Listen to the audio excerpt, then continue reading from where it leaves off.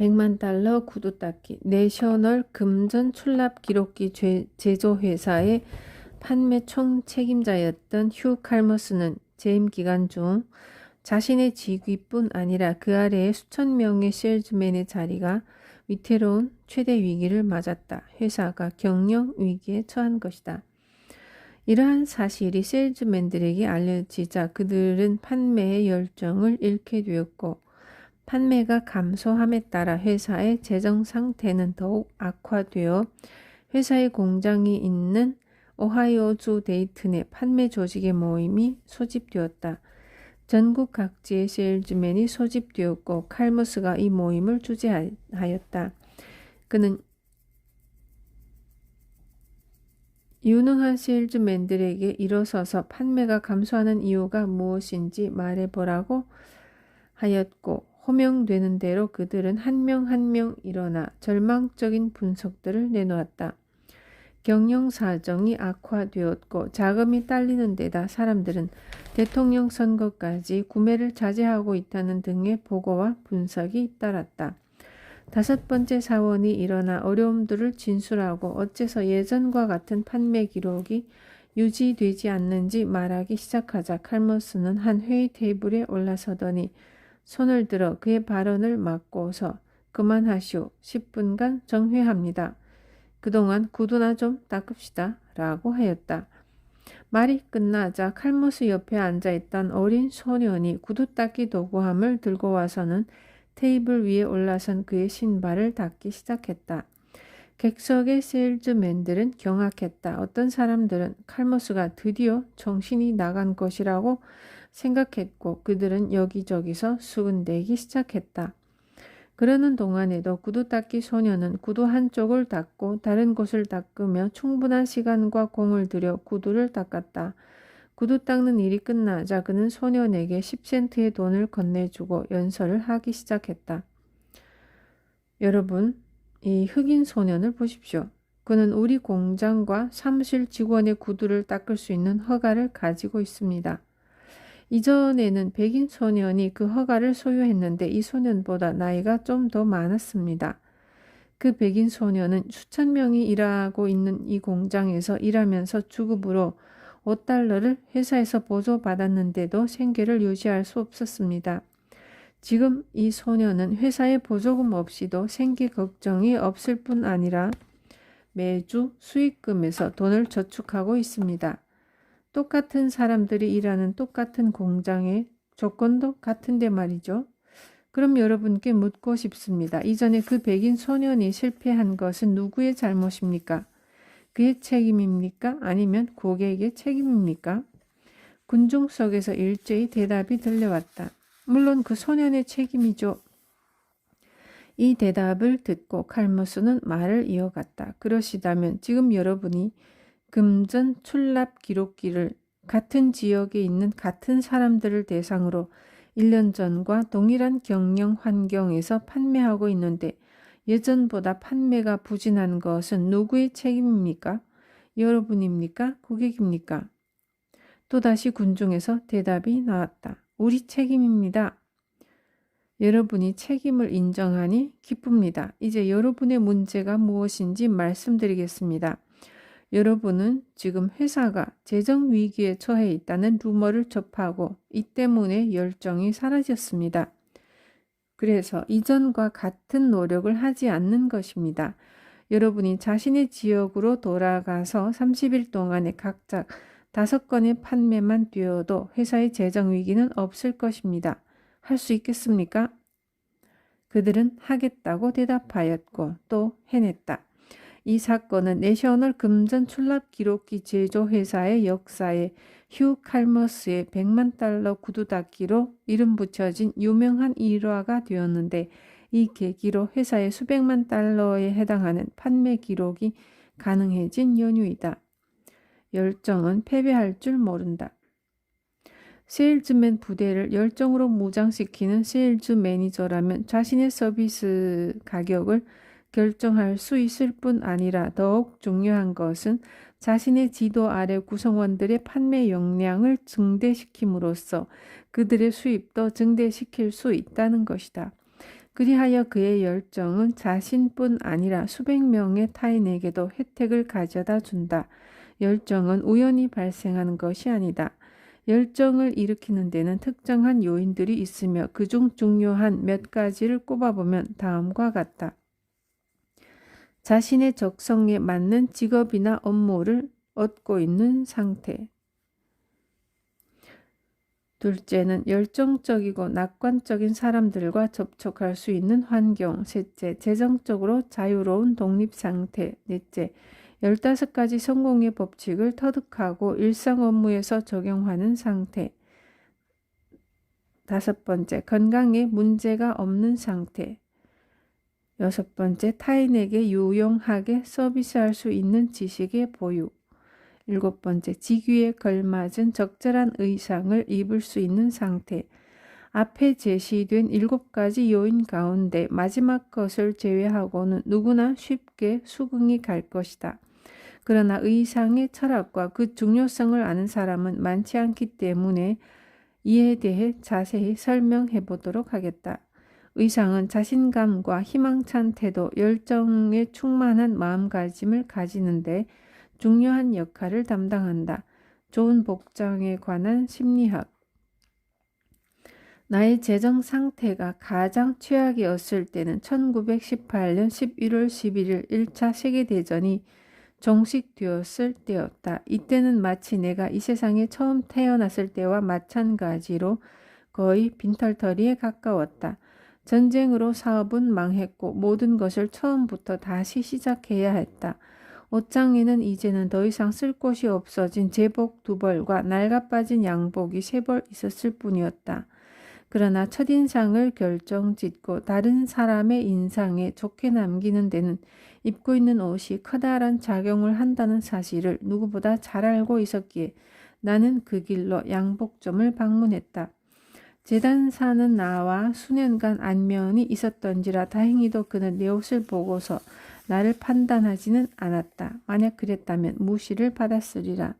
어쨌든 주머니엔 1달러밖에 없었지만 나는 그 양복점에서 가장 비싼 옷 3벌을 골랐고 즉시 손질해 줄 것을 주문하였다. 3벌은 총 375달러에 달했다. 그때 재단사가 내 치수를 재면서 했던 말은 아직도 잊을 수 없다. 그는 내가 고른 3벌의 최고급 양복을 흘낏 본 후 나를 보면서 말했다. 달러 이어 맨? 니잔수. 거의 무보수로 연방정부의 일을 봐주는 사람. 나는 아니요.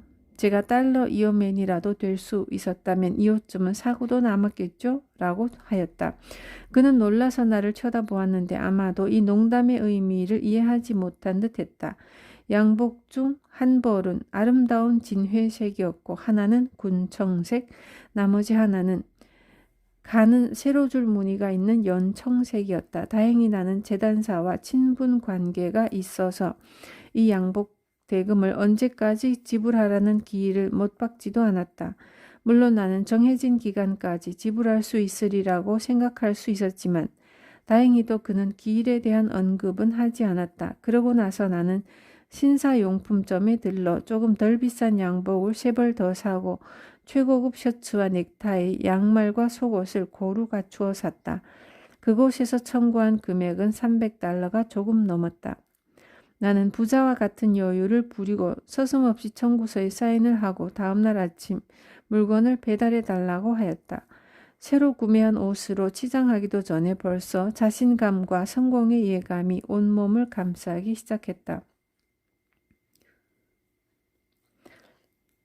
성공적인 사업을 시작하려는 사람들이 빠짐없이 갖추어야 할 것은 건전한 정신과 건강한 육체, 그리고 가능한 많은 사람들에게 가능한 많은 봉사를 하겠다는 진정한 욕구이다.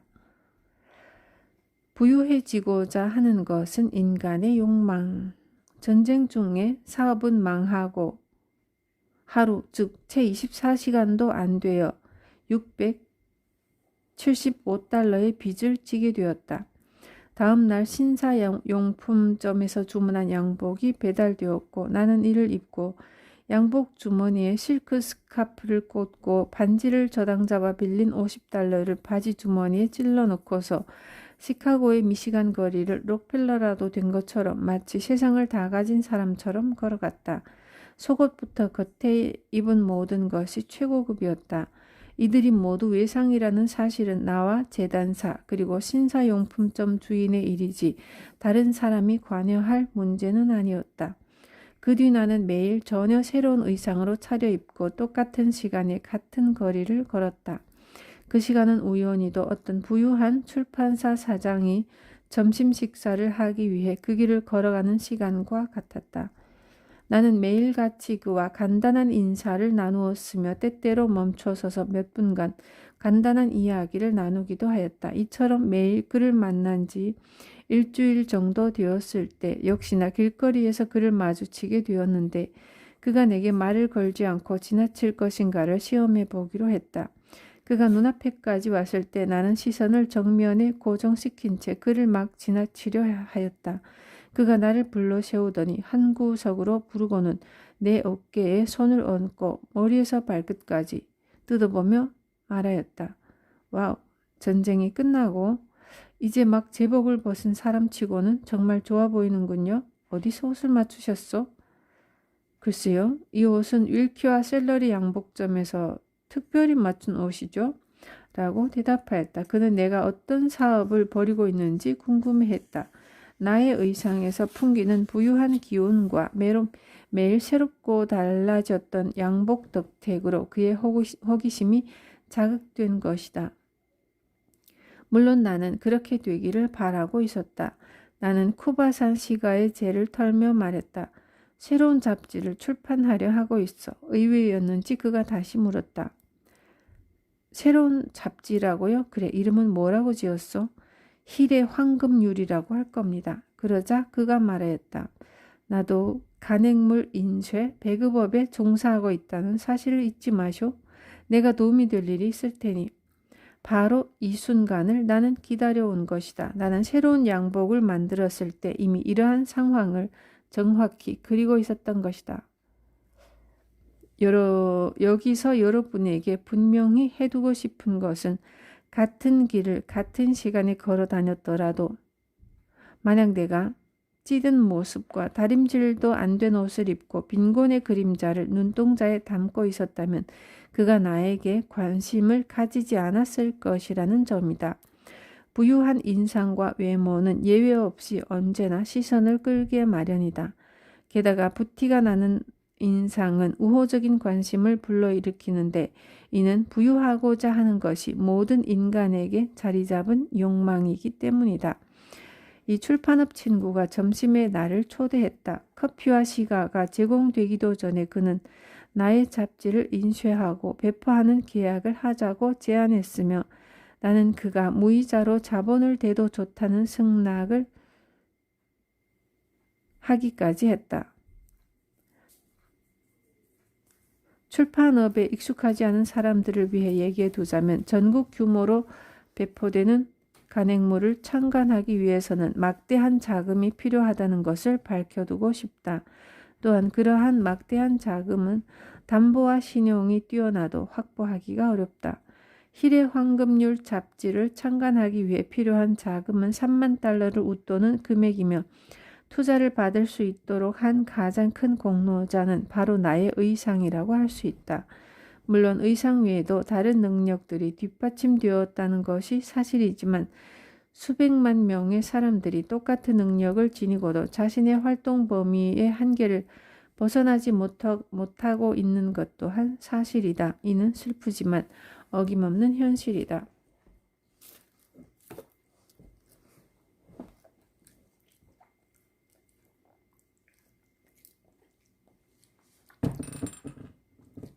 어떤 사람에게는 파산한 사람이 의상 구입비로 또다시 675달러의 빚을 지는 것이 사치로 보일 것이지만 이러한 투자의 이면에 있는 심리 효과는 이를 상쇄하고도 남는다.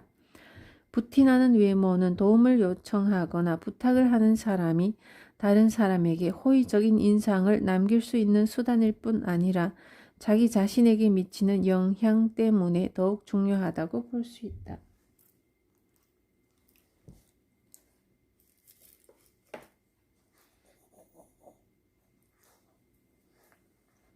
적절한 의상은 타인에게 호의적인 인상을 남길 뿐 아니라 잘 차려입은 옷은 나에게 자신감을 심어주었고, 이러한 자신감이 없었다면 잃어버린 재물을 되찾을 수 있다는 희망도 있을 수 없었다는 사실 또한 잘 알고 있다.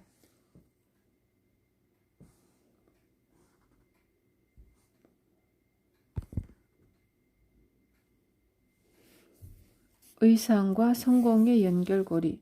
의상에 관한 철학을 처음으로 접할 수 있었던 것은 토머스 에디슨의 동업자였던 에드윈 반스를 통해서였다. 그는 20여 년 전에 기차 화물칸에 몸을 싣고 기차표를 살 돈이 없어서 에디슨의 사무실에 찾아가 에디슨과 일을 하고 싶다고 해서 사람들을 놀라게 했던 인물이다. 당시 에디슨을 제외한 거의 모든 사람이 그를 비웃었다. 그러나 에디슨은 그의 굳게 담은 입과 굳은 결의에 찬 모습 속에서 다른 사람들은 보지 못한 무엇인가를 보았다. 당시 그는 세계적인 위대한 발명가의 사업 파트너보다는 차라리 불황자에 가까운 모습이었는데도 말이다. 반스는 일을 시작하였고 성공을 거두게 되었다. 에디슨의 회사에서 발붙일 곳을 찾는 것, 그것이 그가 원하는 전부였다. 그 이후의 이야기는 오늘날 성공하고자 하는 젊은이에게 귀감이 될 만한 성공 사례가 되었다. 현재 반스는 아직 활동이 왕성할 나이임에도 경영 일선에서 물러나 대부분의 시간을 플로리다의 브레이든 타운이나 메인주의 다마리스코타에 있는 아름다운 저택에서 보내고 있으며 수백만 장자이고 부유하고 행복하다. 내가 처음 반스를 알게 되었을 때 그는 아직 성공하기 전이었고 이제 막 에디슨과 일을 하기 시작했던 초창기였다. 그 당시 그는 의상 구매에 엄청난 돈을 들였는데 이들은 개인이 사들였다고 하기에는 보도 듣도 못할 만큼 값비싸고 종류가 많았다. 옷장에는 31벌의 양복이 있어 그달의 매일매일을 위한 옷들이었다. 그는 한 번도 이틀을 연속해서 같은 옷을 입어본 적이 없다. 그뿐 아니라 그가 입는 옷들은 모두 가장 비싼 종류의 것이었다. 그의 옷들은 내가 맞춘 3벌의 옷을 만든 재단사가 만든 옷들이다. 그가 신는 양말은 한 컬레에 $6가 넘는 것들이었고 셔츠와 다른 옷도 예외가 아니었으며 넥타이는 특별히 제작을 한 것들이었는데 이들도 고가품이었다. 어느 날 나는 장난기가 발동하여 필요하지 않은 셔츠가 있으면 나에게 달라고 하였다. 그는 필요하지 않은 셔츠가 한 장도 없다고 말하였다. 그는 기억해둘 만한 가치가 있는 의상에 대한 철학을 밝혔다. 내가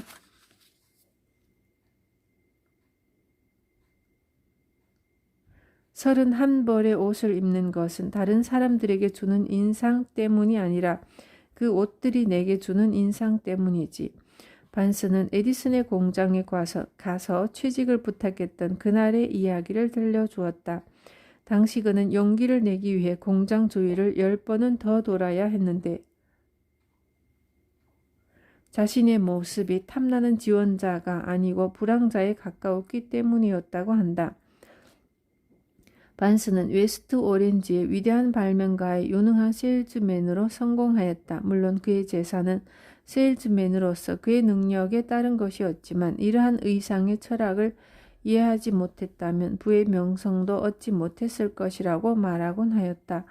일생 동안 나는 수도 없이 많은 세일즈맨들을 만나보았다. 지난 10년간 3,000명도 넘는 세일즈맨들을 트레이닝시키고 지도하였으며 그들을 관찰해왔는데 가장 뛰어난 세일즈맨치고 의상의 철학을 이해하고 잘 활용하지 않는 사람이 없었다.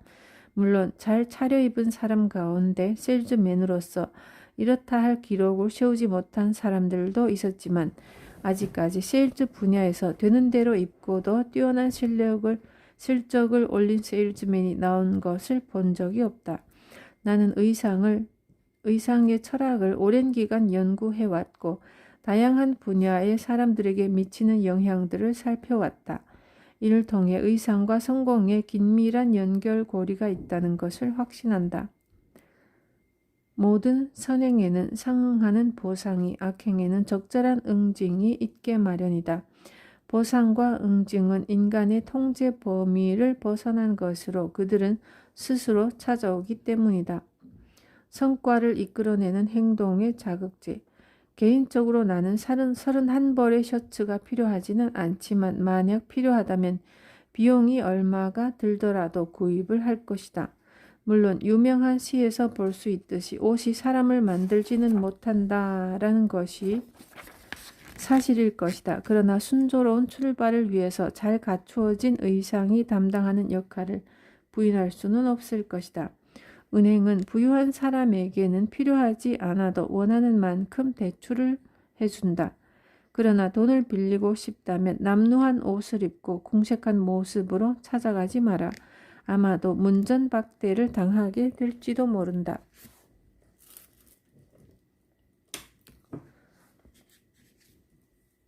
성공은 성공을 부른다. 이는 거부할 수 없는 진리이다. 그러므로 당신이 성공하고 싶다면 일용직을 하든 거상이든 상관없이 성공한 사람처럼 보이도록 노력해야 할 것이다. 의상이 담당하는 정신의 자극제로의 기능에 덧붙여 밝혀두고 싶은 것은 사실상 세상의 모든 성공한 이들은 나름의 자극 방법을 개발하여 막대한 효과를 거둘 수 있는 방법을 알고 있다는 점이다. 금주 운동을 하는 사람에게는 충격적일 수 있겠지만 제임스 릴리는 알코올에 취해 있을 때 가장 위대한 시를 지었다고 한다. 그의 자극제는 알코올이었던 것이다. 물론 나는 이를 통해 알코올이나 기타 마약류와 같은 자극제의 복용을 권하는 것이 아님을 일러두고 싶다. 결국 이러한 물질의 남용은 정신과 육체에 모두 해를 끼치기 때문이다. 알코올의 영향으로 릴리는 상상력이 풍부해지고 열정적으로 되어 평소와는 전혀 다른 사람으로 변모한다고 절친한 친구들이 밝히고 있다. 에드윈 반스의 경우에는 탁월한 경영 성과를 끌어내는 행동의 자극제로 의상의 힘을 빌렸다. 어떤 사람들은 여인에 대한 사랑으로 최상의 성취를 끌어내기도 한다. 이것을 이 책의 개요 부분에서 밝힌 내용과 연결 지어보라. 당신이 센스 있는 사람이라면 열정의 촉진제로서 이에 대한 설명을 더할 필요가 없을 것이다.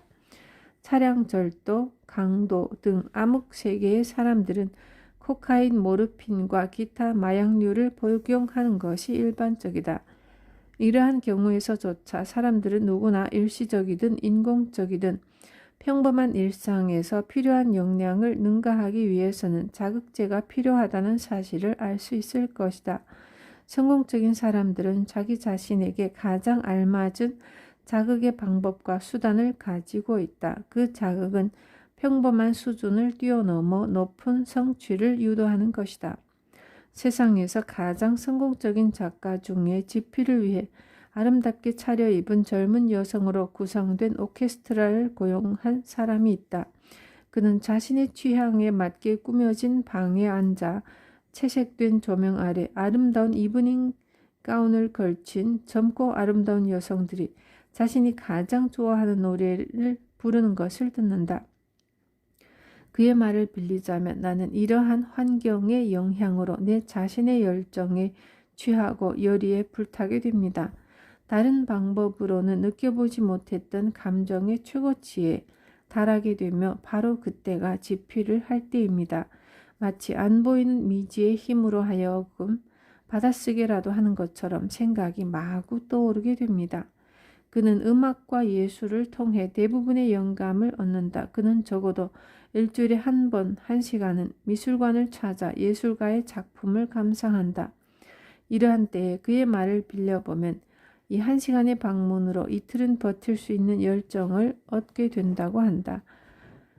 에드거 앨런 포가 그의 작품 까마귀를 썼을 때 그는 반은 취한 상태였다고 한다. 오스카 와일드가 작품을 썼을 때는 여기에선 밝히기가 부적절한 자극제의 영향 아래 놓였었다고 한다. 헨리 포드의 경우에는 매력적인 인생의 반려자 그녀의 사랑으로 성공이 가능했다. 그를 고무하고 자신감에 가득 차게 한 것은 바로 그녀였으며 그 결과 보통 사람이라면 여러 번 포기했을 역경 속에서도 힘을 불어넣어준 것이다.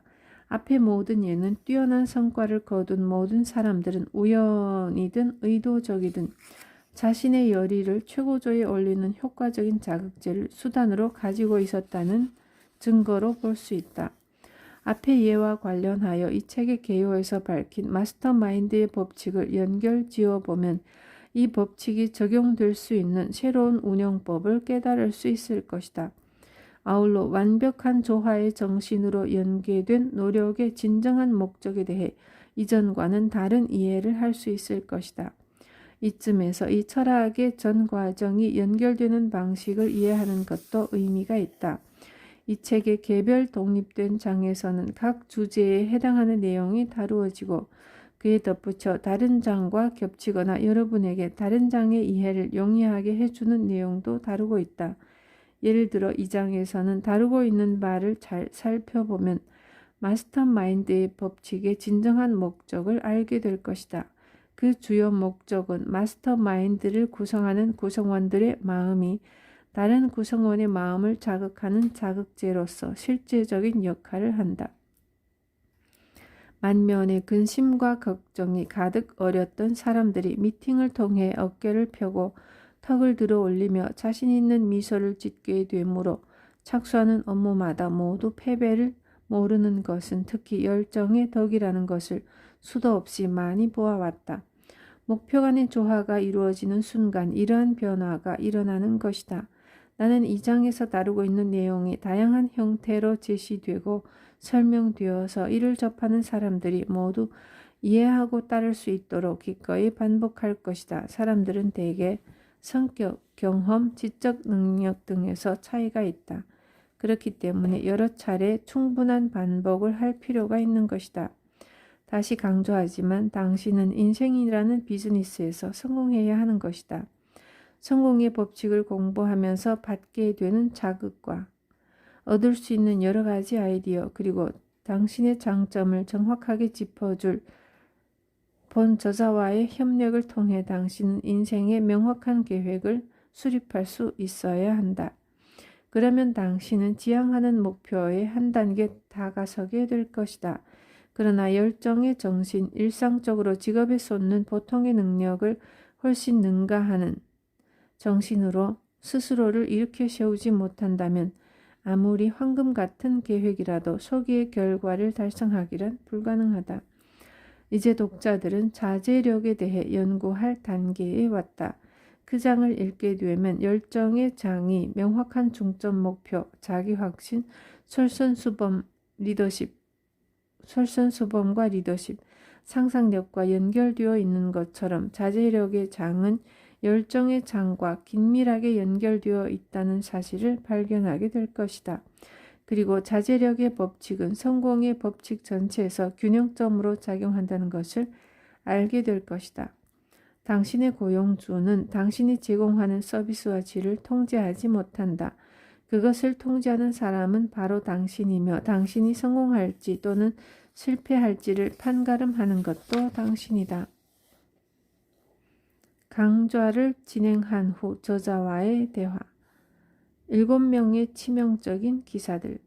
당신의 내부에 숨어있는 7가지 적은 편협함, 탐욕, 보복, 이기주의, 의심, 질투, 그리고 미지의 또 무엇. 모든 사람에게 가장 큰 적은 언제나 자기 자신 안에 있다. 만약 남이 당신을 보듯 당신이 당신 자신을 볼 수 있다면 당신의 내부에 숨어있는 이 적들을 발견한 다음 뿌리 뽑을 수 있을 것이지만 이것은 불가능하다.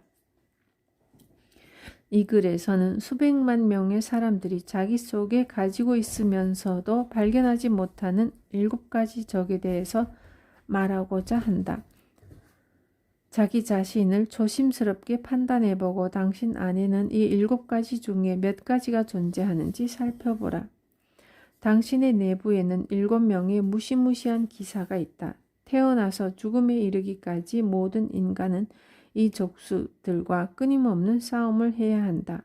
이 날쌘 적수들과 어떻게 싸우느냐에 따라 당신의 성공이 좌우될 것이다.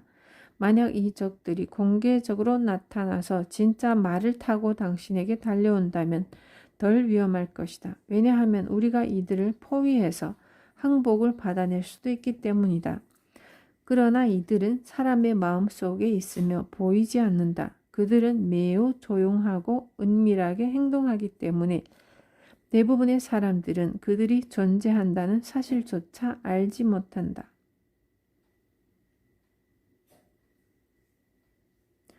맨 앞에서 당신에게 달려오는 적수야말로 가장 흔하면서도 가장 위험한 녀석이다. 이 적수를 찾아내어 당신 스스로를 방어한다면 그만한 행운이 없을 것이다.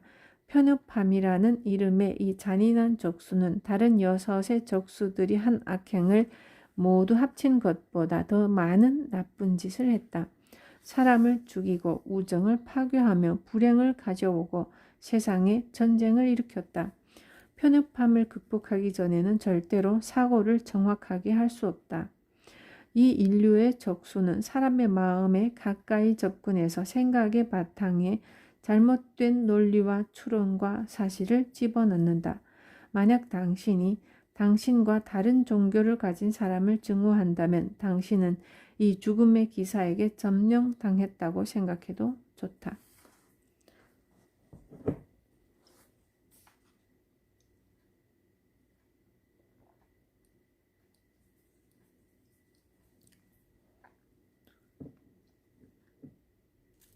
다음은 탐욕과 보복이다. 이 기사들은 둘이서 함께 나타난다. 하나가 발견되었다면 다른 하나는 아주 가까운 곳에 있을 것이다. 탐욕은 사람의 두뇌를 꼬고 뒤틀리게 한다. 비유하자면 지구에 울타리를 치고서 다른 사람 모두를 지구 밖으로 내쫓고자 하는 마음의 상태이다. 쓰지도 않을 100만 달러를 벌고 거기에 다시 100만 달러를 더 벌고자 하는 심리 상태도 탐욕에서부터 비롯된 것이다. 어떤 사람이 다른 사람의 몸에서 마지막 피 한 방울까지 짜낸다면 이 심리 상태 또한 같은 것이다.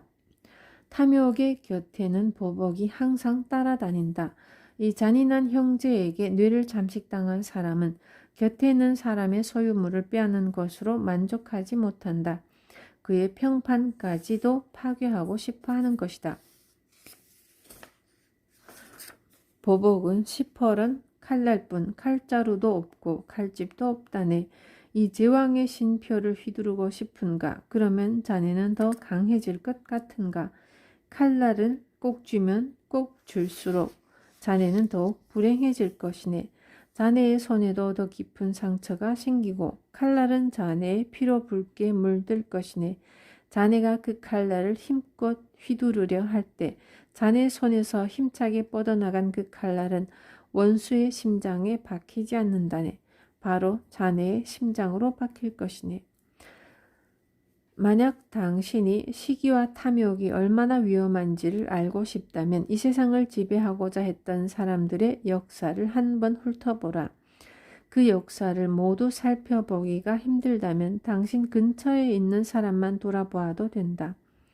당신 근처에도 아마 남을 희생해서 자신의 둥지를 만들려고 하는 사람 또는 이미 만든 사람들이 있을 것이다.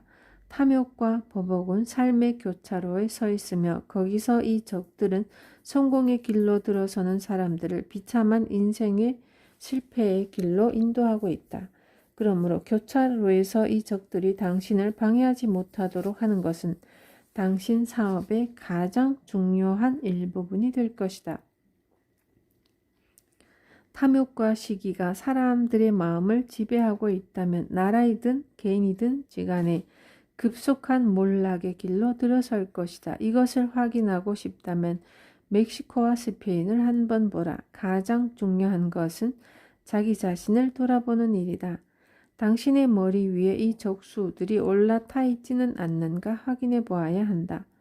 이제 또 다른 파괴의 쌍둥이 기사인 이기주의와 의심으로 관심을 돌려보자. 이들 또한 서로 함께 다닌다. 자기 자신을 지나치게 믿거나 또는 남에 대해 확신이 없는 사람은 결코 성공할 가능성이 없다. 어떤 통계학자는 세상에서 가장 많은 회원을 가진 클럽은 그건 불가능해요 클럽이라고 발표했다. 미국에만도 이 클럽의 회원이 9,009만 명에 달한다는 것이다. 만약 다른 사람에 대한 믿음이 없다면 당신에게는 성공의 싹수가 없다. 의심이라는 세균은 빠르게 번식한다. 만약 의심이 당신의 마음속에 발을 딛는다면 이들은 빠르게 번식해서 믿음이 들어올 공간조차도 모조리 잠식해버린다. 믿음이 없다면 어떤 사람도 성공을 누릴 수 없다. 믿음을 가지고 있어야 한다. 성경의 전반에는 신념을 가지라는 경고가 흐르고 있다. 모든 문명이 미친 듯이 달러를 향해 치닫기 이전 시대의 사람들은 믿음의 힘을 알고 있었다. 진실로 내가 네게 말하노니 내가 겨자씨 한 알만큼의 믿음을 가지고 있다면 이 산에게 명령하라. 지금부터 너는 이 자리에서 비켜 저리로 가거라. 그러면 산은 저리로 옮겨갈 것이다. 이 세상에 불가능한 일은 있지 아니하다. 성경에 있는 구절을 쓴 나는 우리 시대에 잊혀져가는 진실 하나를 알고 있다. 다른 사람이 자신을 믿고자 한다면 먼저 남을 믿으라. 의심을 갖지 말라. 만약 그렇게 하지 못하면 당신 또한 남들에 의해서 믿음을 받지 못할 것이다. 만약에 힘을 가지고 싶거든 사람의 마음에 믿음을 경작하라. 이기주의는 의심이 있는 곳에서 싹 트어오른다. 당신 자신에 대해서만 생각하다 보면 이기심에 깊이 침잠할지 모른다.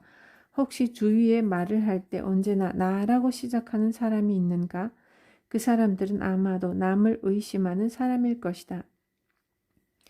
다른 사람을 위한 일을 할 때 자기 자신을 잊을 만큼 몰두하는 사람이 있다면 그는 남들에게 의심을 받는 일이 없을 것이다.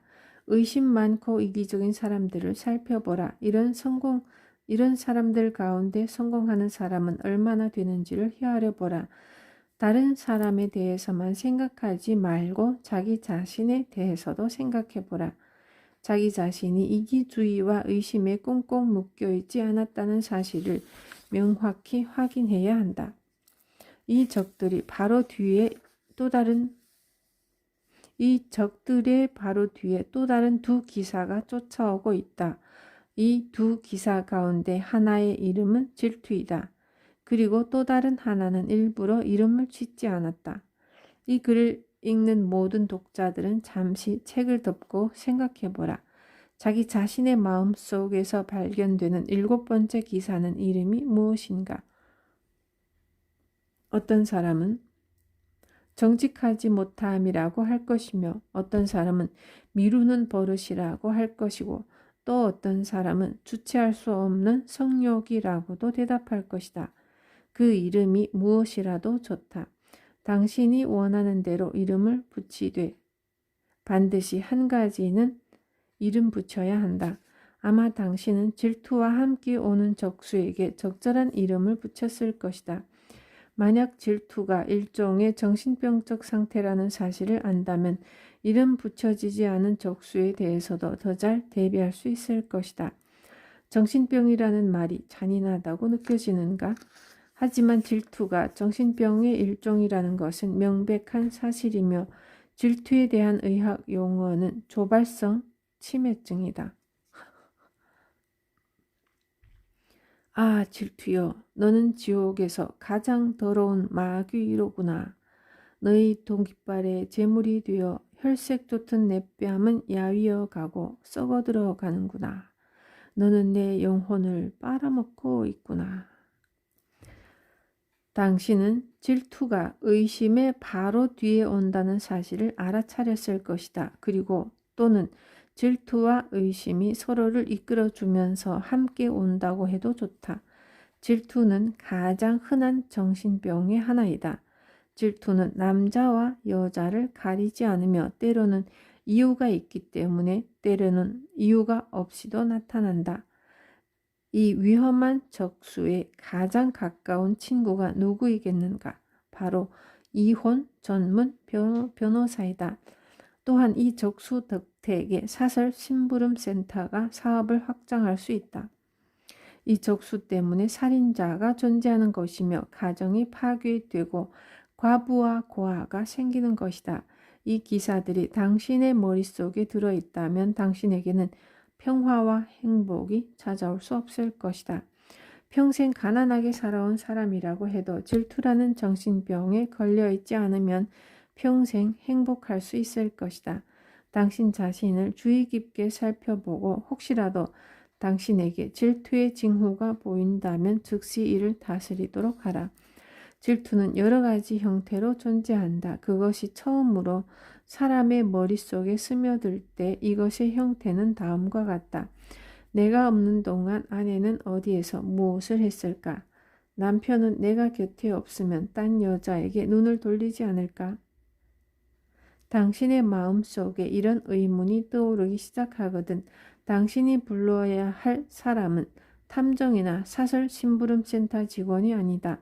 당신은 심리치료병원에 가서 진찰을 받아야 하며 스스로를 반성해야 한다. 왜냐하면 이미 약간의 정신 이상 징후가 보이기 때문이다. 질투가 당신의 목젖을 틀어쥐지 않게 하려면 당신이 질투의 목을 질밟고 있어야 한다는 사실을 명심하라.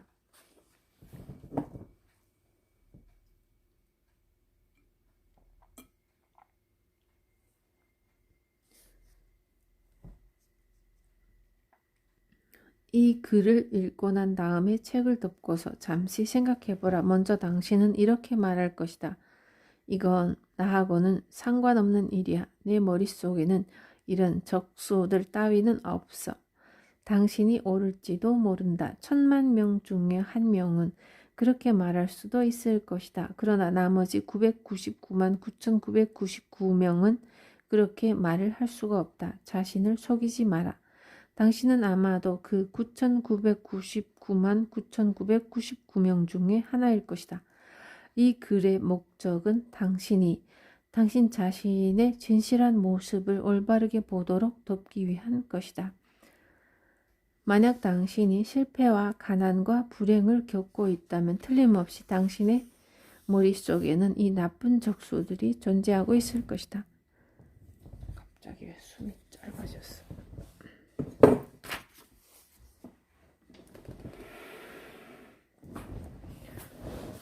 당신 자신에 대해서 곰곰이 그리고 진지하게 생각한 다음 지금부터 한 달 후에 이 글을 다시 읽어보라.